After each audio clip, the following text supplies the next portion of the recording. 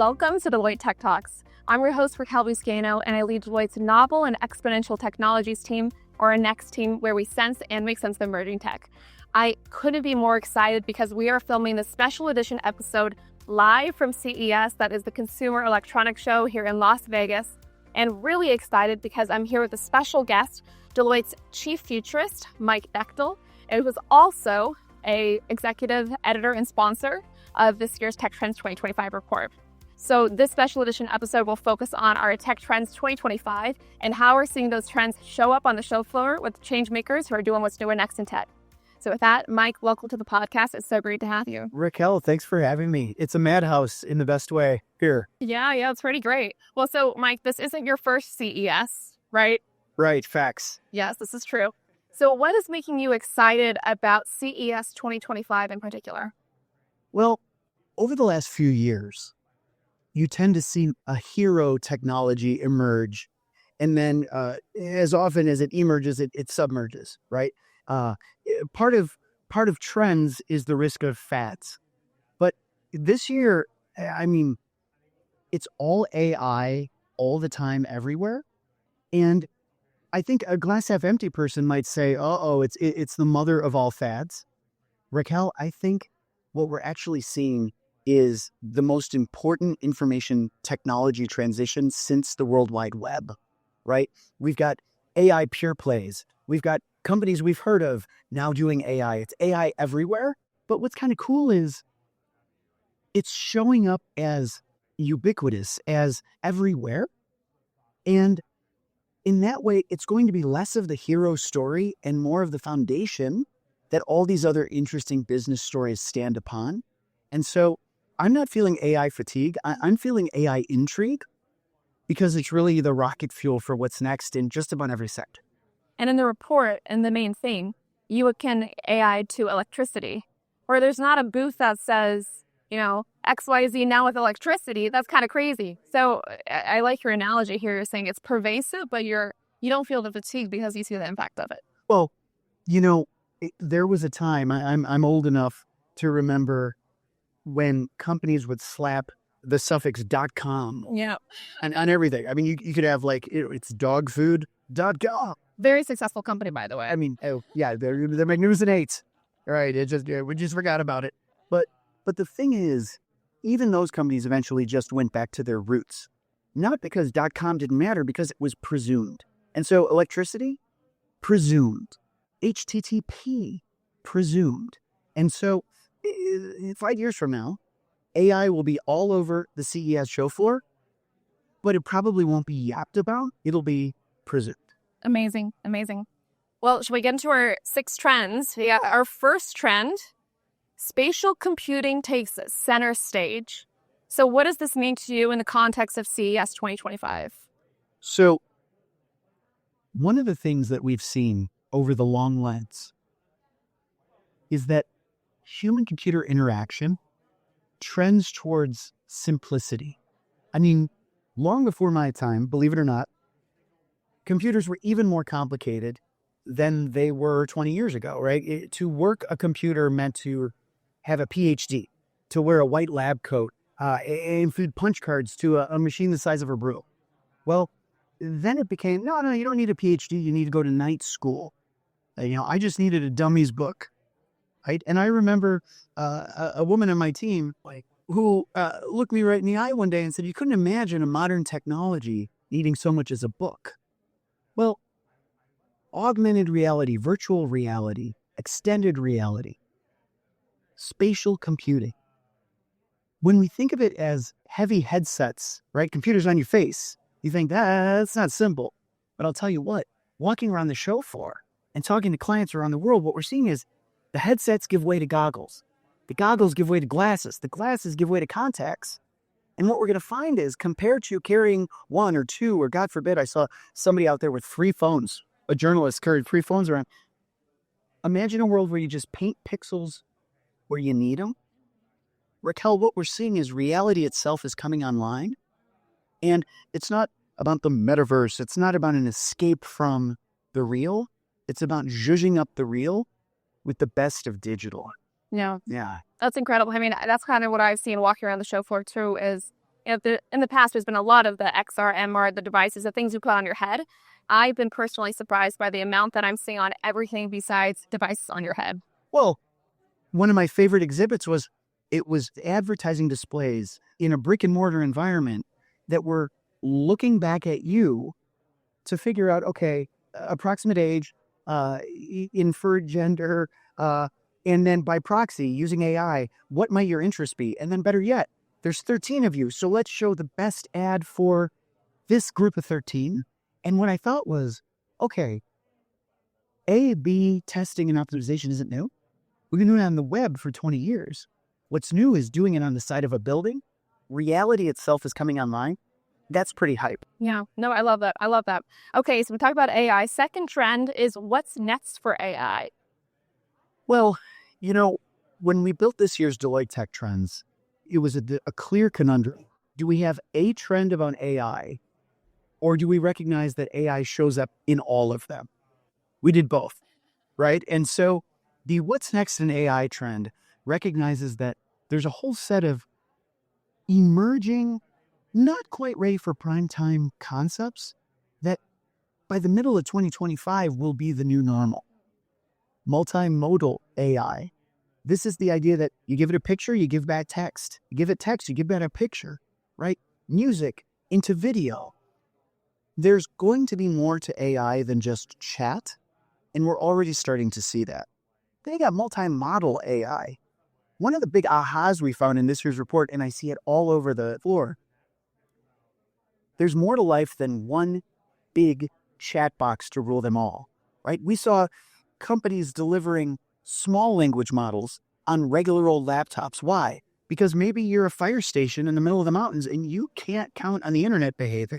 Okay, you use an SLM, right? The other idea is agentic AI. Now, a lot of people are worried that one is a little up and to the right on the hype cycle. I'll tell you, think of it more like replacing a super hero AI that does everything with an Avengers team of sorts that each has their own power, right? We've got a travel agent, which, drumroll, can help you plan travel. Over here, you got customer service and returns agent that can, no-brainer, help with that. Why is that useful? Because you don't need a Mensa-grade, super intelligent AI to just do one of those roles. You can do it leaner, meaner, cleaner, less electricity. And it also helps the user because you can say, where do I go for help with this? Oh, probably that one there. So it's more like a posse than like a singular answer to all life's questions. Yeah. That's what's next for AI. Incredible. Pretty legit. And what about, there's been a lot of talk on the show floor, just, as we've been walking around, on physical AI. And this, we'll get into a little bit maybe in the next trend here. Hardware is eating the world. I mean, I would love your analysis here on as it relates to AI, but also as it relates to robotics a little bit as well. About 15 years ago, the idea was the only businesses worth your time and attention and treasure were software businesses, because this was an age where cloud was beginning to take off, where apps reigned supreme, and everything worth doing was bits and pixels, pixels and bits. That's changing. Walking around the show floor, you've got quadruped robots. We've had those for a while, but now they're less than $2,000. Pretty crazy. Bonkers. I think the technical term is bonkers. That is. You've got humanoid robots, and you say, what, that's just a gimmick? No, it solves what we might consider to be the last mile problem. You might have an industrial robot that lifts and moves stuff like a forklift, but you might need something with fingers and thumbs to actually move it into your kitchen.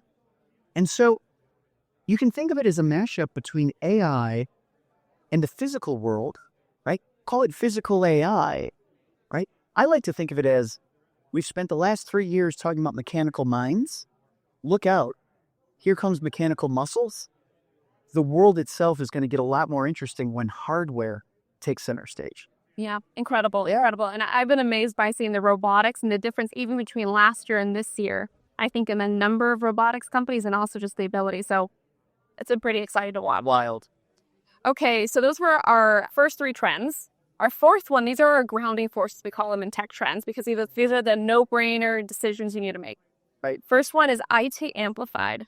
AI elevates the reach and remit of the tech function. So what is this trend about? So this is a little more back office-y. It's a little bit more about how the proverbial sausage gets made. What we've seen, Raquel, is that 2023 was the year where AI was magic, or dare I say witchcraft. Like, it's voodoo and it's coming for jobs. And you're like, maybe not. 2024 was the year of mass experimentation, right? We had tons and tons of our Deloitte clients trying it and finding it merely very useful, right? 2025 figures to be the moment where companies commit. We're starting to see people say, you know what? I can turn my team into superheroes, right? Think of a super suit, right? Take your best person. You know what's better? Them augmented with machine intelligence, right? And so where is that happening first? Well, shocker, in the IT department. Why? Because techies are comfortable with tech. And so what we're seeing is tech strategy itself. Tech strategy is embracing the sort of augmented superhuman worker because we're seeing it as a better together story. One of the stories I heard, Raquel, which kind of melted my brain, turns out the best chess players in the world, they're not humans or machines. They're humans with machines.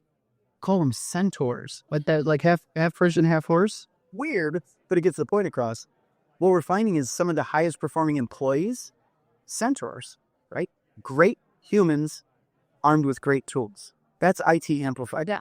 And I'll add to this, one of the things that I'm really excited by, a lot of young people coming to the organization, is it's so native to use AI and to augment in a way. And I know you're probably saying, you're laughing because maybe relative to you, I might be a little bit younger, but it is pretty incredible because when you've grown up with this tech and it's so native, it's like second nature to you. And I think watching that, become more pervasive throughout the organization is just going to be exciting. Raquel, one of my old teammates told me, he says, I've come to reflect upon things. In emerging technology is anything that came out after you finished college. Yeah.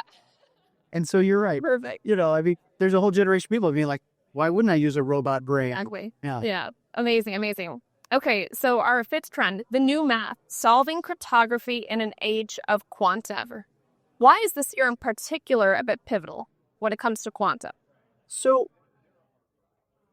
quantum computing feels like one of the most eye-crossing, mind-bending, nerdy technologies you can imagine. In part because it's literally physics, right? I mean, if there's this great story, Richard Feynman, one of my personal heroes. I got a black and white picture of him in my office, along with normal family picture, right? But Feynman famously said, listen, even quantum physicists can barely understand quantum mechanics. And so, alas, I don't know that I have it in me to really make sense of the bits or qubits here in our time together. But let me tell it to you this way. Quantum computing solves sticky, wicked problems with physics instead of math. And what you find is so much of the way that we secure and protect the modern economy is with math, cryptographic defense. Well, if quantum computers can come along and crack those codes like child's play, we're going to have a bad time. And so what we're seeing is this moment that we call Y2Q. And Y2Q is sort of a play on Y2K. But here's the difference. Y2K, 25 years ago, quarter century. Y2K, a firm deadline. If we don't fix all the computers, we're going to have a bad time. We fixed it. We didn't have a bad time. The trick with Y2Q is we don't know when these quantum code breakers are going to be ready, these cryptographically relevant quantum computers. And so it's up to business leaders to pull their head out of the urgent and start solving for this important thing, because those who let this creep up on them, that's not great. Yeah. So well said. All right, to round us out, our sixth trend, one of our favorites, I think, the intelligent core. AI changes everything for core modernization. Oh, yeah. Yes. So here's a scoop. Clients sometimes, they come up to me and they go, that Deloitte Tech Trends, it's so cool because you got all that future-facing fancy, and then there's this core modernization bucket that feels definitionally old. I had one client refer to it as, that's the rusty and crusty stuff in back. And why do we have it? Because 70% of enterprise IT budgets go into managing that old stuff in the back, right? It's fun to work on the frontier, on the pioneering edge cases. But the fact is, if you've got COBOL running in AS400s, you got to figure that out. Well, here's what's new. Drum roll, shocker, AI is helping there too. Because 3-4 years ago, we talked about low code, no code technology. What's that? And what it means is people can use plain English to say what they wish to do, and the code kind of writes itself. It works for core too. And so in our tech trends, we're saying, listen, what if we can rewrite some of that old spaghetti stuff with plain English and use intelligent AI agents to get down and do that last bit of plumbing? Game changer. And so AI shows up in the shiny edge case, right? All the stuff on the floor. Engineers are singing hallelujah because it's helping them do the least fun work of all, bringing that 40-year-old stuff up to snuff. Yeah. And I think AI, too, it's not just being used as part of the modernization journey, but it's also the impetus to modernize, too, in some ways. You need to get today to play nicely with tomorrow. That's hard enough. The last thing you want to do is to try to get yesterday to jam with tomorrow, right? Like, ain't no room for laggards. Yeah. All right. So as we wrap up, a couple thoughts here. One is our conclusion chapter this year. I had the pleasure of writing with you, which was pretty fun. But our title for that was Breadth is the New Depth. I can think of no better place to exhibit that than CES, which is the sheer number of companies. I mean, we got 150,000 people here, 4,000 exhibitors. Right. What are the intentional intersections or some of the crazy mashups that maybe you've seen here on the show floor? Well, Raquel, the pleasure was all mine. Like co-writing a piece with you, it was a real peak. But let me tell you, we were touring some board members, some captains of industry around just this morning. And this gentleman pulled me aside and he said, you show an automotive executive an automotive innovation, they're going to tell you all the reasons it won't work. Because as we like to say, right, you can't read the label when you're inside the jar, right? You want to know the reason an innovation can't happen? Ask an expert. He turns to me, he goes, that's why this farming innovation is so interesting. Because if we took that tractor idea and brought it over to a 4-wheel drive pickup, we're onto something hot. And so to me, and I think to us, and certainly to Deloitte, we're starting to see that as AI begins to equal or outperform human potential on known specialized tasks, the real place for human mojo and human magic gets in the dot connecting. It's seeing that, oh man, that cosmetics innovation could do wonders over here in retail or vice versa.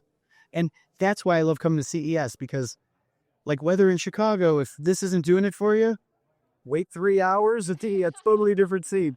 Incredible. Okay, so I hope that we get to do this podcast again next year. We say that we're doing it a year from now. What are you excited? What are you hopeful for that'll happen over the next year? What is it that's on your horizon as we think about a year from now that could be at CES, or what you'd hope from CES 2026? All right. Forward-looking statements, my favorite. Yes. As a futures professional, I'll tell you what, Raquel, I've never seen so many shiny hammers at CES. And by hammers, I mean tools. My old anthropology professor, rest in peace, Professor Jim Bellis, he used to say, technology is just a puffy-chested 4-syllable synonym for tool. And it always stuck with me, right? Because whether it's a stone flake, the printing press, or AI, it's a tool to help us do better stuff. Great. What I hope to see next year is a little more energy on the problems worth solving, right? You saw, we've all seen shiny hammer after shiny hammer capable of doing amazing feats. What are the feats we want to solve for, right? I think that's the untapped space right now, right? It's not about copy-pasting your competitors' use cases and declaring victory, right? It's about saying, what's the altogether new hotness that we can now do, if not but for all these new hammers? I'm looking for altogether new business problems next year. I love that. Right on. Well, Mike, thank you so much for being on the Tech Talks podcast. It's going to be an exciting year ahead. Thank you, Raquel. Yes, yes. And to all our tech savvy listeners out there, thanks for tuning in. If you enjoy this episode, please like and subscribe. If you'd like to learn more about Deloitte's 2025 tech trends, download the report, follow Mike or myself, and we're looking forward to hearing you the rest of the year. Thanks so much. We'll see you soon. Stay savvy.